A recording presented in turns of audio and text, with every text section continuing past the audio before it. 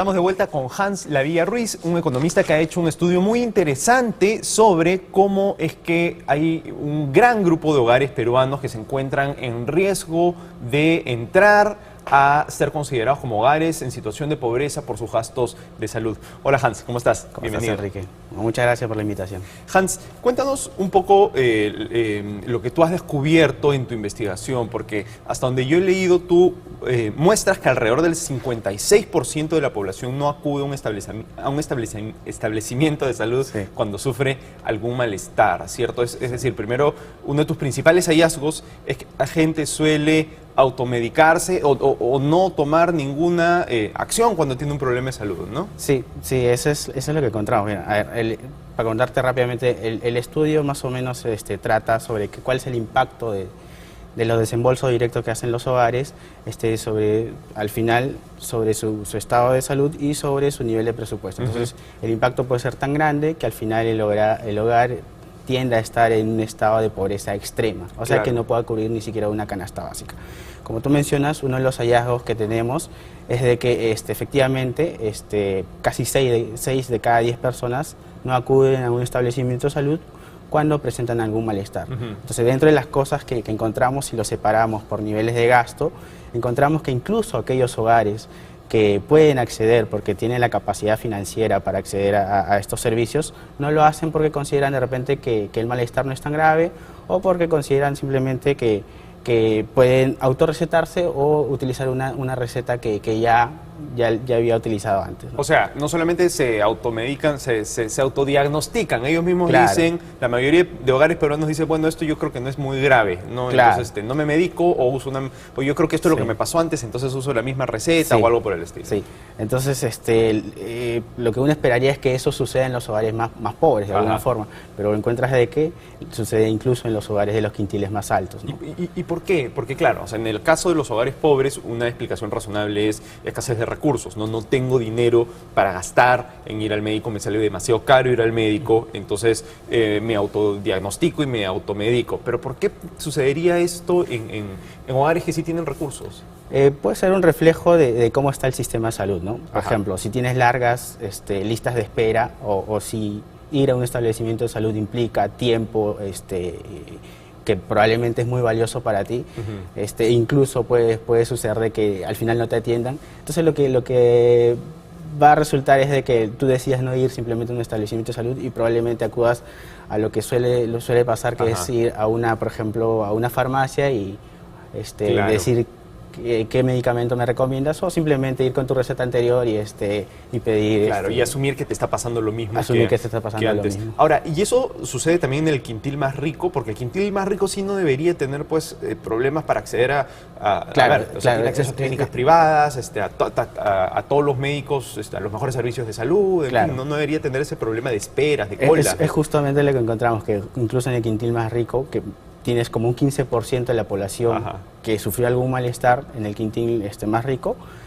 también decide autorrecetarse. O sea, es como que un tema cultural peruano, ¿no? Porque incluso la gente que tiene recursos decide, mira, yo prefiero no ir a la clínica, ¿no? Una persona que tiene acceso a una clínica privada, que podría ir pues, por una consulta en ese momento, decide no hacerlo. Sí, pero es un tema cultural, pero puede ser el reflejo de cómo está el sistema, ¿no? Entonces, si bien pueden tener un seguro, probablemente el seguro no cubra tanto lo que ellos esperan, o de repente es simplemente el tema del tiempo. Entonces no reciben la atención que ellos esperan. Entonces influyen muchos factores que de alguna forma hacen de que el tema cultural se vea reflejado de esa forma. Claro, es como que un círculo vicioso, ¿no? O sea, como un círculo vicioso. Un tema cultural que lo refuerza el tema económico. Y es cierto lo que tú dices, incluso en hogares con recursos, también sucede ahora que muchas veces uno llama a una clínica privada, y eso es una cosa que antes uno no veía, ¿no? Llama a una clínica privada a sacar una cita y te dan cita de acá a mes y medio, ¿no? Ya empezó a suceder eso que no pasaba antes. Lo que veías en el sector público de repente lo estás viendo ahora. Entonces, todas esas cosas pueden influir en que al final tengamos ese tipo de resultados, ¿no? Claro. Y ahora, otro tema muy importante de tu estudio es la cantidad de peruanos que se encuentran en riesgo de entrar a ser parte del sector considerado como hogares en pobreza por algún tipo de gasto de emergencia que ellos tengan que hacer, médico, ¿no?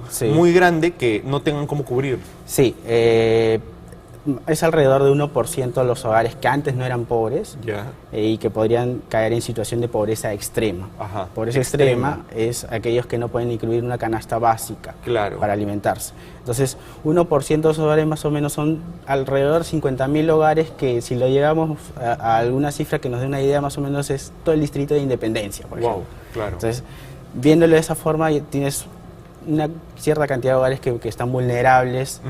Por ejemplo, si hoy tienen un shock negativo en su estado de salud, definitivamente, si no tienes un seguro o si tu seguro cubre parcialmente los gastos de salud, vas a tener que desembolsar gastos, y estos gastos son no planeados. Entonces se hacen a expensas de la adquisición de otros bienes y servicios, como puede ser alimentación. Claro, y ese es un problema bien interesante, ¿no? Porque muchas veces la gente no es consciente de eso, ¿no? De que una enfermedad puede llevar a situación de pobreza a un hogar. Ahora, ¿qué debe hacer el Estado para evitar esto? Hay algunos avances, por ejemplo, de acuerdo a lo que hemos encontrado en el estudio, es que esto afecta más a los hogares con menos recursos. El SIS es una ayuda. El Sistema Integrado de Salud es una ayuda que justamente va enfocado a los hogares más pobres.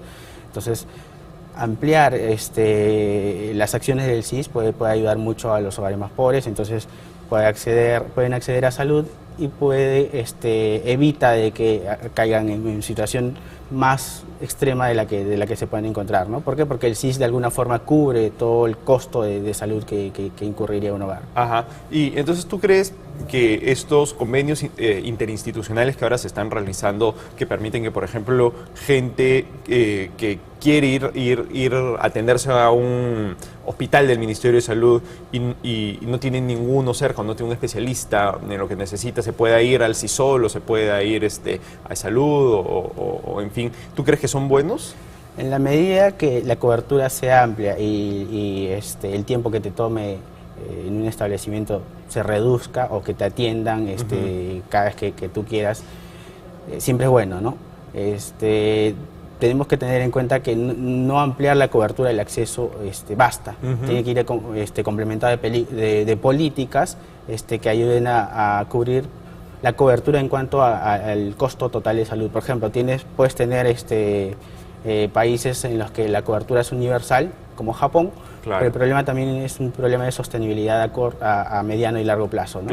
¿No? Ellos han ampliado el acceso a salud, pero el acceso a salud es tan alto ahora, es tan fácil acceder a salud, que probablemente ahora tienes largas listas de espera, por ejemplo. Claro, ¿no? De acuerdo. Ahora, probablemente también falta algo de imaginación en el asunto, en cómo brindar el servicio, porque como tú describes, hay un tema cultural.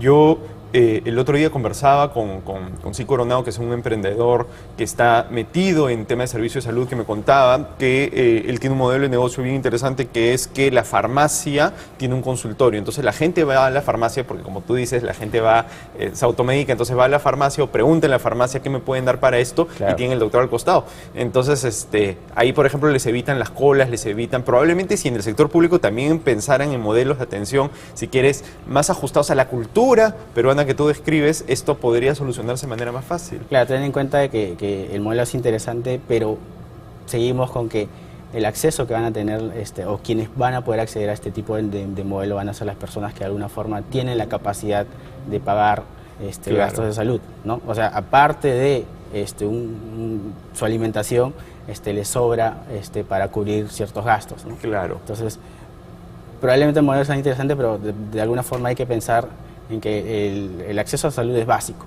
Entonces tienes que hacer de que los hogares mucho más pobres también puedan acceder a salud, y que no sea una restricción financiera las que las haga, las que evite de que accedan a algo tan básico como es la salud, ¿no? Claro. ¿Y tú has investigado cuáles son los principales problemas de gasto ahorita en el sector salud que impiden que esta cobertura sea todavía mayor? No, eso no lo hemos tocado en el estudio. El estudio se ha enfocado a ver más o menos la estructura de salud en los hogares y básicamente el gasto de bolsillo, ¿no? Ok, perfecto. Hans, muchísimas gracias. Es muy interesante tu investigación y nada, pues da muchas luces sobre lo que hay que hacer ahorita, ¿no? Muchas gracias a ustedes, Enrique. Muchas gracias, Hans. Gracias. Bien, vamos a una pausa y regresamos con Rumbo Económico.